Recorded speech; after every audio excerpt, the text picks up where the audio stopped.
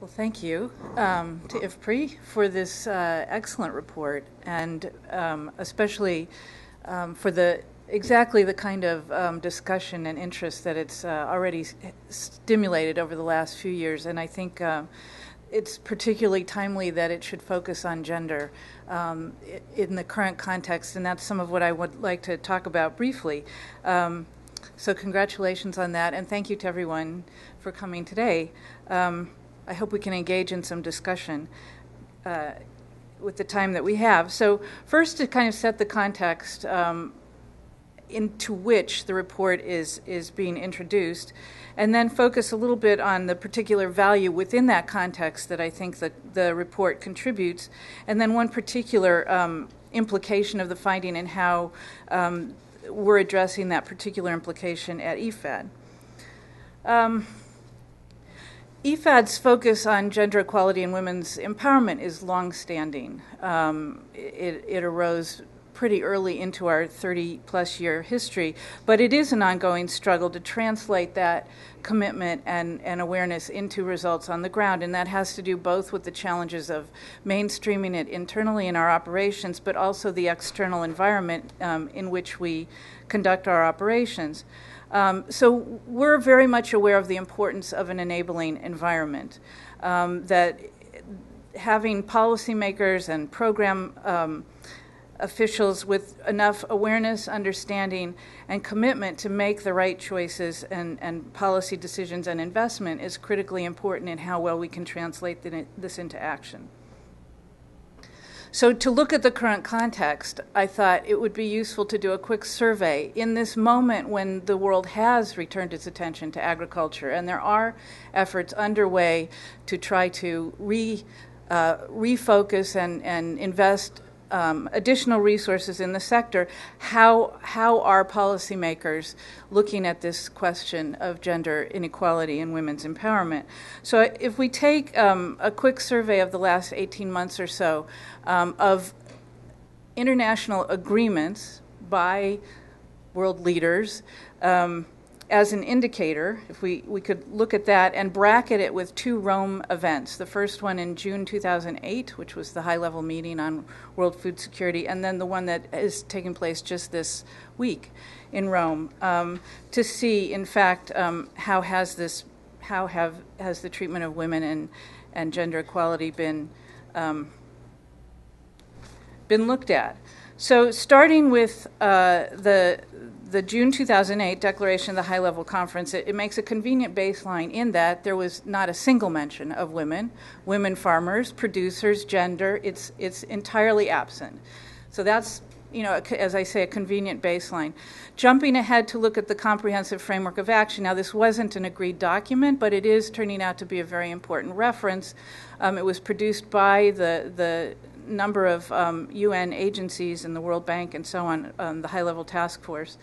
And here we start to get more focus, although I can footnote the fact that what we see now is not the first iteration, and that earlier iterations were paid less attention to women.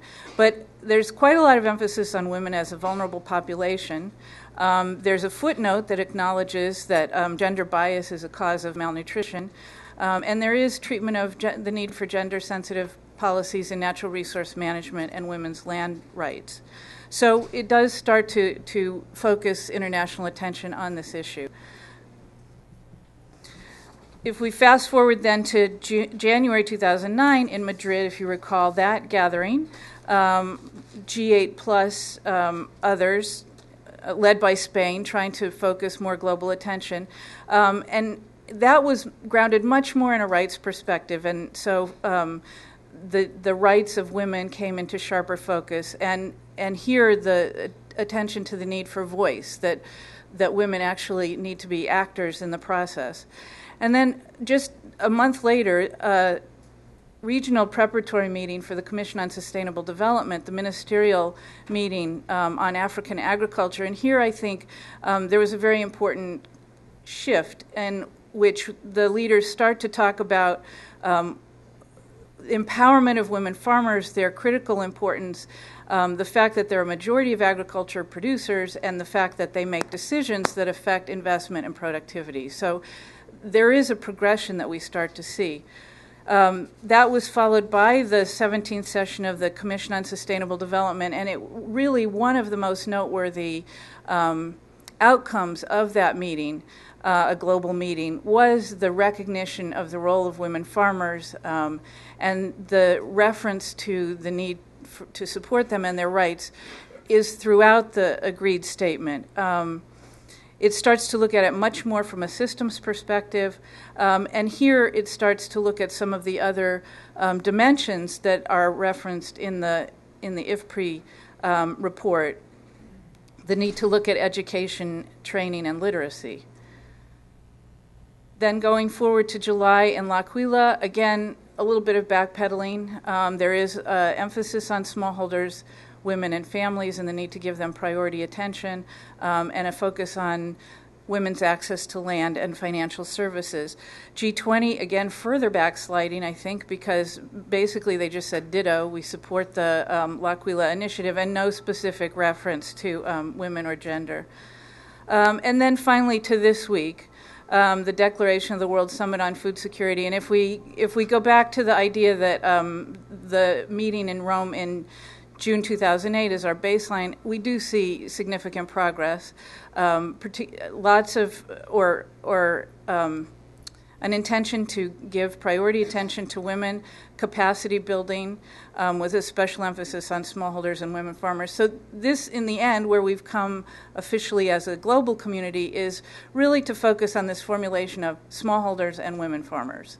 And I think it's this recognition within the international community that the new approach to agriculture needs to pay much closer attention to smallholders as a key to the solution in food security and natural resource management. It's then a shorter jump to recognize that women are a key majority within that. So the question, I think, again, thinking about what context are we dropping this report into, have we reached a tipping point on this? Have we reached a level of unstoppable momentum?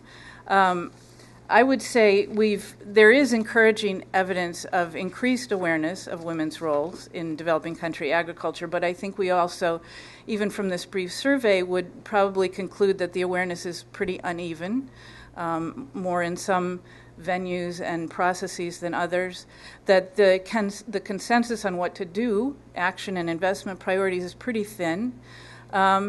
And there's the continuing concern that what increased awareness there is doesn't necessarily translate as effectively as it needs to into the mechanisms and processes and actions on the ground.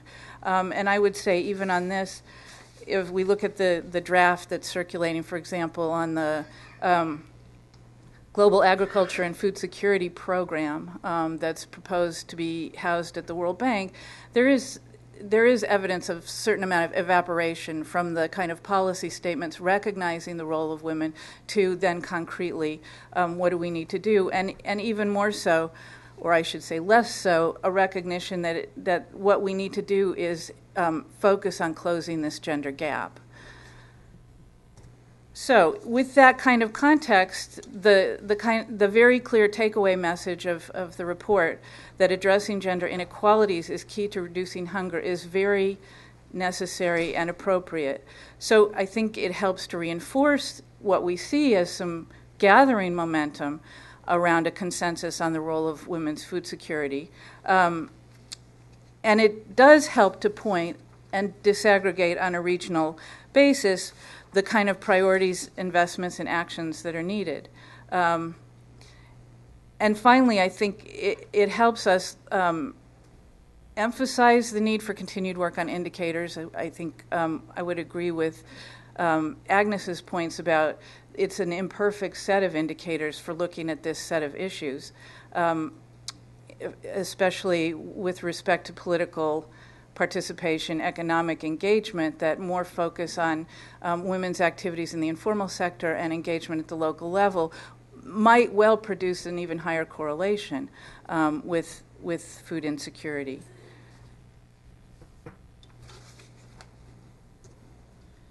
So the approach of the Global Gender Gap Index is the one that IFAD has long taken when it comes to gender equality and women's empowerment. That is the multiple dimensions of economic empowerment, improving well-being, because we see without access to basic services, infrastructure, and technology, women's time demands are extraordinary and great drudgery, and that it's the situation as well in which girls may be pulled out of school to help with household work. And then thirdly, strengthening women's decision-making in community affairs and higher-level decision-making. So we're pleased at the use and the perfection, ongoing improvement of this index. It combines and adds to some existing indexes that people may be familiar with, UNDP's Global Empowerment Measure and Gender Development Index. So I think it's encouraging to see it used in this way. The challenge that it points to, however, thinking in terms of how to operationalize it, is this fairly daunting challenge about how to operationalize an intersectoral or multisectoral approach on the ground. It is a difficult operational challenge to try to achieve these synergies, to address different dimensions of development at the local level without sort of unsupportable transaction costs, and also being able to mobilize the necessary technical expertise. So what I wanted to do is just share one of the experiences that IFAD has turned to in trying to address the challenge, and that is to undertake a joint program with the Belgian Survival Fund. The Belgian Survival Fund was created in 1983 by the Belgian Parliament, and it was a response to the acute hunger in sub-Saharan Africa at the time.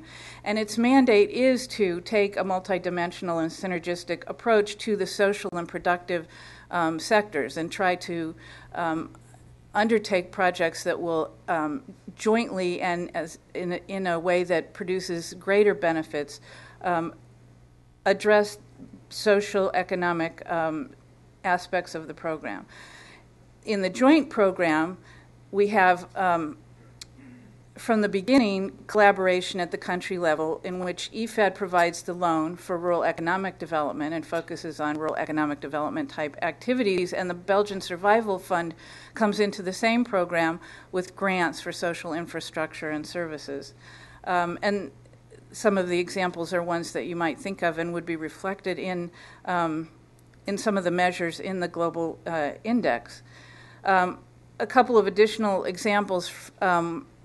The joint programs always include a component to improve access to drinking water, and the finding of this is that it's had a significant impact in freeing up women's time, much of which is then refocused into agricultural production. It also often includes women's literacy activities. So I think looking not just at formal education, but different kinds of informal education that can be readily tailored for the needs in that local community. So how well is it working? There was an evaluation of programs in 3 countries, and the findings were that this kind of intersectoral intervention really does have a wider reach than it was compared to single sector programs, that is, IFAD programs without this kind of social grants and investment. And it consistently reached poorer households, so it also had the effect of helping these projects reach down further and provide benefits to poorer segments of the community.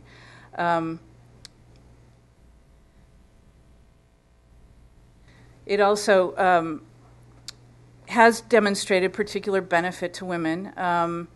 As we see here in Kenya, they say the joint program has more than half the amount of time that women spend fetching water, and it strengthens their role as change agents as they have better health and more confidence in their ability to read, to interact on their own behalf in their own development.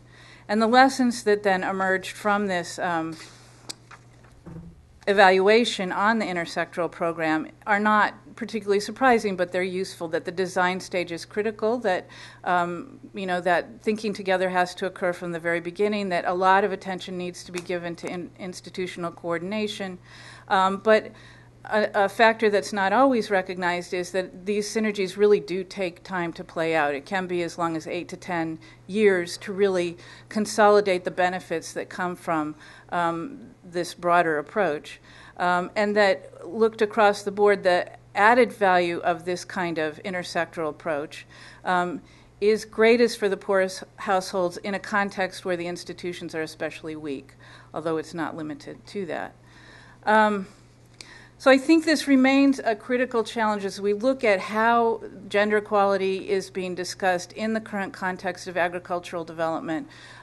There's very little attention to this idea of the need to look broadly beyond just productive activities. And I think the report will help to focus our awareness and attention on this even greater challenge of how to look at the whole range of women's multiple roles and how to address them. And I think that I'm hoping, it'd be interesting to hear from Agnes and Klaus, whether this might be done on an annual basis, since we have now a baseline for this year, and can continue to try to improve the indicators going forward. I think next year will be full of opportunities to raise these issues. At the UN Commission on Sustainable Development, but the Economic and Social Commission focus this year is on the Third Millennium Development Goal, and we know that there's a lot of interest there in focusing the discussion on that Millennium Development Goal on agriculture. So hopefully we'll carry your report to New York and share it in those discussions.